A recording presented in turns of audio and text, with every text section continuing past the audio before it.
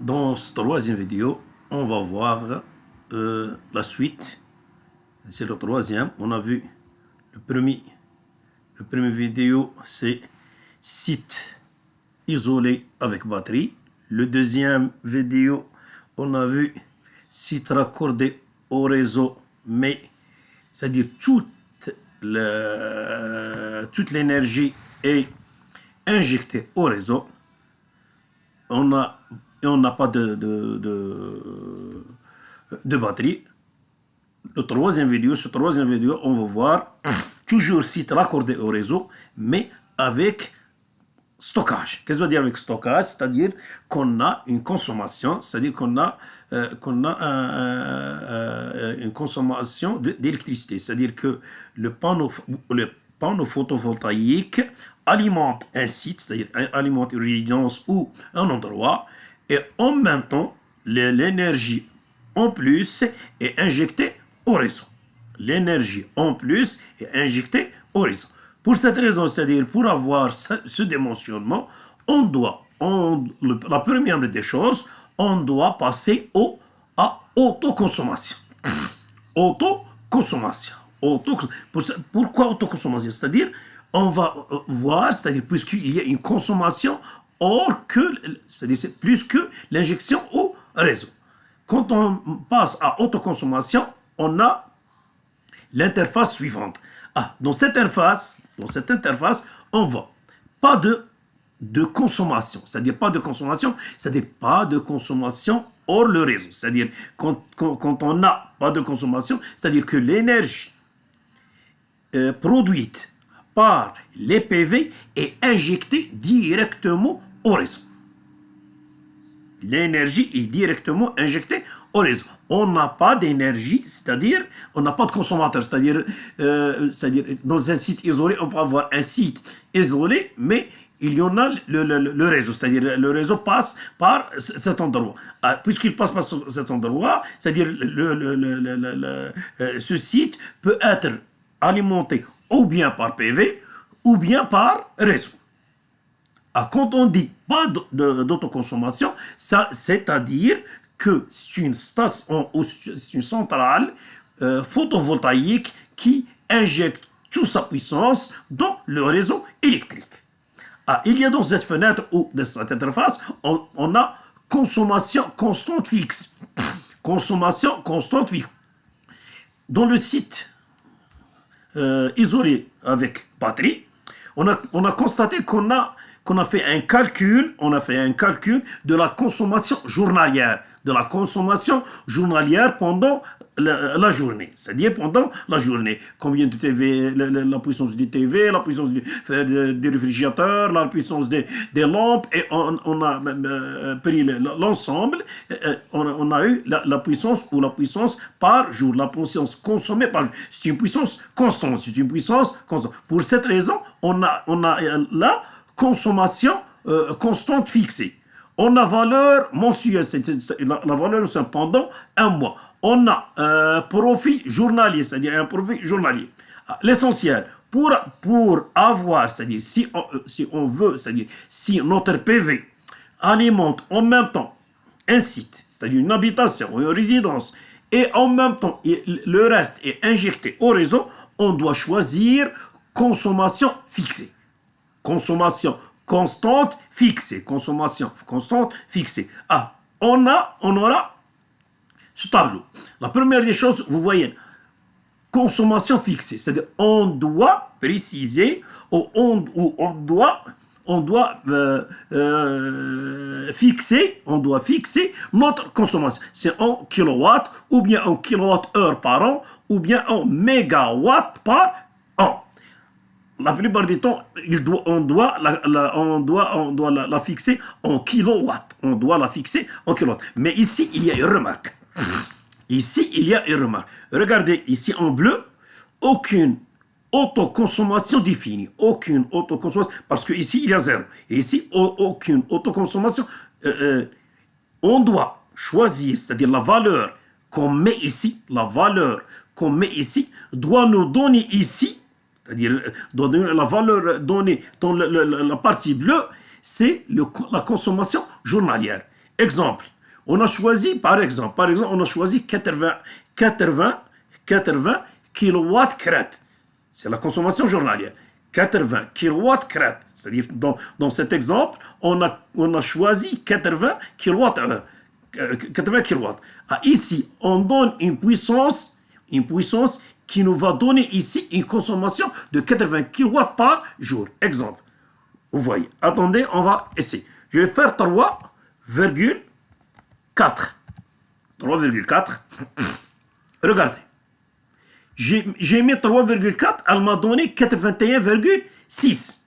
81,6. Si on revient au rapport, l'ancien rapport, on trouve qu'on a donné 80,6. Si on change, c'est-à-dire si on diminue un peu, on va diminuer un peu, on va mettre 3,3, ça va changer. 3,3, ça va changer. Vous voyez, 79, on laisse 3,35. On met 3,35. 3,35. Vous voyez, 80,4. Exemple, c'est à peu près notre consommation. Alors, vous voyez ici, j'ai choisi 3,35. Elle m'a donné une consommation ou une consommation moyenne de 80,4 kWh par jour a été définie. C'est-à-dire, c'est notre puissance journalière. C'est-à-dire qu'on a choisi avant. D'accord? Pour cette raison, on met OK. Une fois, c'est-à-dire on a choisi, c'est-à-dire notre site, on a choisi la puissance qui doit être consommée par notre site ou par notre consommateur. C'est-à-dire le reste doit être injecté au reste. OK. Ah, vous voyez, autoconsommation est devenue verte. C'est-à-dire on a choisi. Ah. On passe maintenant au... Vous voyez, on a un autre cadre, c'est stockage, c'est-à-dire pour choisir nos batteries. Ici, veuillez choisir une stratégie de stockage. Ah, on a deux cas. On passe au premier cas et puis on passe au deuxième cas. Le premier cas, c'est celui-là. Autoconsommation. Autoconsommation, vous voyez, j'ai le tout ici, c'est-à-dire tout, puisque j'ai choisi 3,4 et j'ai choisi 80,4 de puissance journalière, toutes les valeurs sont données ici. On a choisi 75 pour l'onduleur, le voilà 75 dans l'onduleur, pour la température, etc. Ah, ici, j'ai autoconsommation, ça y est, on l'a choisi. En même temps, ici, on a pack de batterie. J'appuie sur pack de batterie. Il me donne cette image. On doit choisir toutes les technologies et tous les fabricants. Puis, toute technologie, tout fabricant. Je choisis, puisque vous voyez ici, on peut choisir, c'est-à-dire, on a plusieurs cas. On a 51 volts, plus de 51 volts, vous voyez ici. On va voir ça. J'ai 800,81 volts, j'ai 700 volts, j'ai 400 volts, et ça va jusqu'à 2 volts. Ah, l'essentiel ici, je l'ai dit avant et je le répète. On va le répéter. Ah, il faut choisir les batteries qui se trouvent sur le marché. La plupart du temps, les batteries qui se trouvent sur le marché, c'est des batteries à 12 volts. Et en même temps, il faut voir même la capacité de ces batteries. Par exemple, ici, on va choisir des batteries de 12 volts à de puissance de capacité. Exemple, la dernière, je vais voir, vous voyez, ici, 234. Je choisis, c'est-à-dire c'est des batteries. C'est des batteries de 12 volts. En même temps, leur capacité, c'est 234 ampères. Ici, on peut changer, c'est-à-dire ici, on va donner, puisque j'ai 80, 12, c'est 85 à peu près volts, je choisis 8 en série. En même temps, en parallèle, on choisit 18. Ça va me donner 144. Vous voyez avant, je vais répéter ça. Je vais répéter ça pour que vous voyez. Vous voyez la puissance max de charge de batterie, 75 kW, est trop élevée est trop élevé. Ah, ici, tu remarques, pour cette raison, je vais changer, c'est-à-dire la puissance est très élevée. C'est-à-dire on doit avoir plus de batteries, c'est-à-dire 8 batteries ne font pas l'affaire. Pour cette raison, je vais choisir plus de batteries. Je prends 18 exemples. 18. Vous voyez, quand je choisis 18, le nombre de batteries, c'est 144. Ah, je n'ai aucune remarque. Puisque je n'ai aucune remarque, je vais mettre, c'est-à-dire c'est le premier cas, je vais mettre OK. Ah, prêt à la simulation. Tout est en ordre. Après la simulation, on passe directement à lancer la simulation. Quand on lance la simulation, j'ai dit avant, il faut passer au graphe pour avoir tous les graphes. Il faut passer à l'évaluation économique. Il faut évaluer économiquement. C'est des choses à répéter. Mais pour c'est-à-dire pour ne pas trop parler, on passe directement au rapport.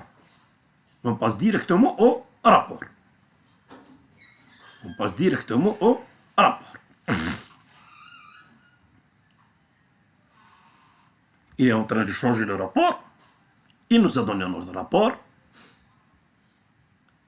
On va passer, comme j'ai dit avant, je vais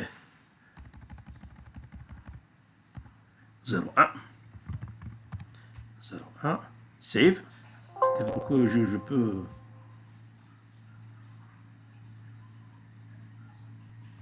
vous voyez ici 01.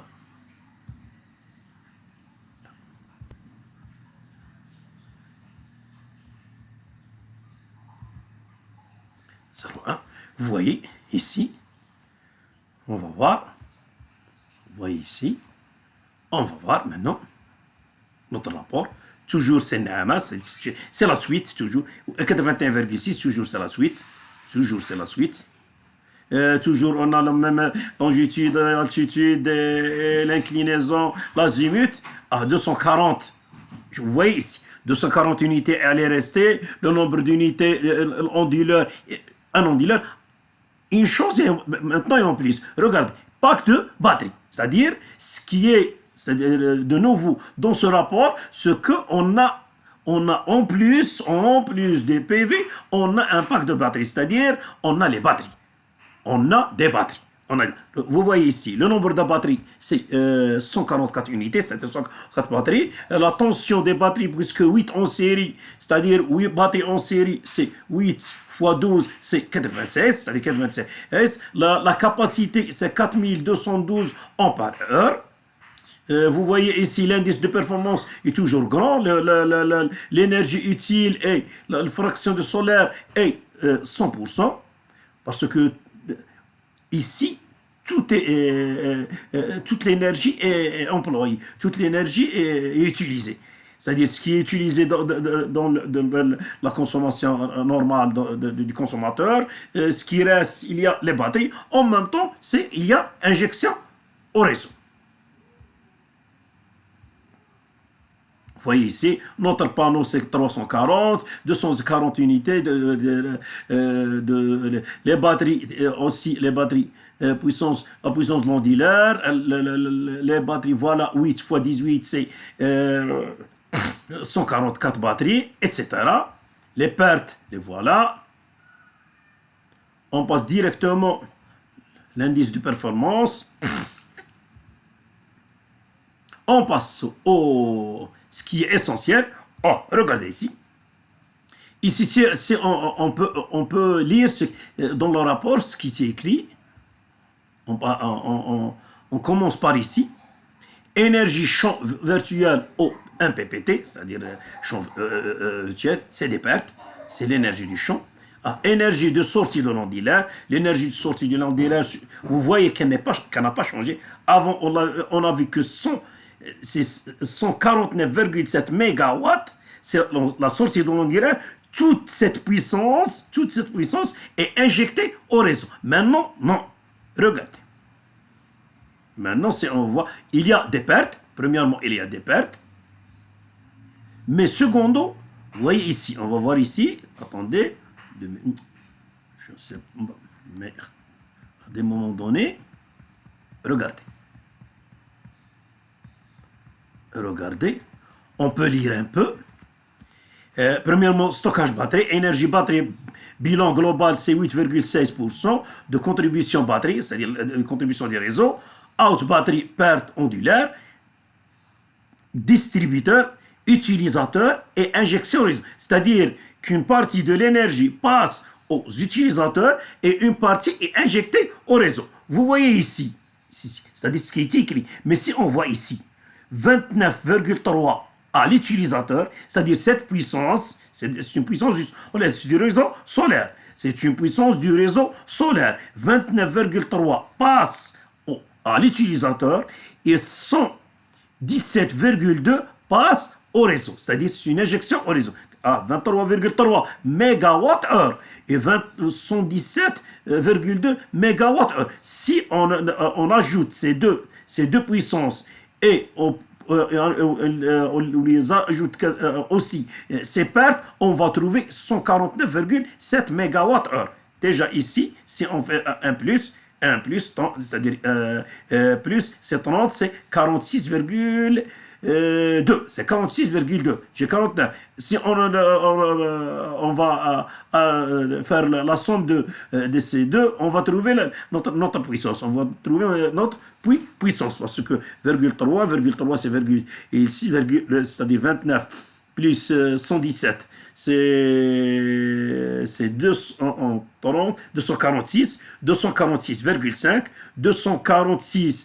247, 248, 249. C'est-à-dire 249,7. C'est la puissance, Mais ici, dans ce cas, on a, c'est-à-dire une puissance qui passe à l'utilisateur, une puissance de batterie, des panneaux solaires, qui passent aux batteries, et une puissance aux utilisateurs et une puissance qui passe au réseau. Pour l'utilisateur, c'est une puissance qui passe en même temps à l'utilisateur, quand on dit à l'utilisateur, c'est-à-dire à la consommation et à la charge des batteries. À la charge des batteries. C'est le deuxième cas. C'est le deuxième cas.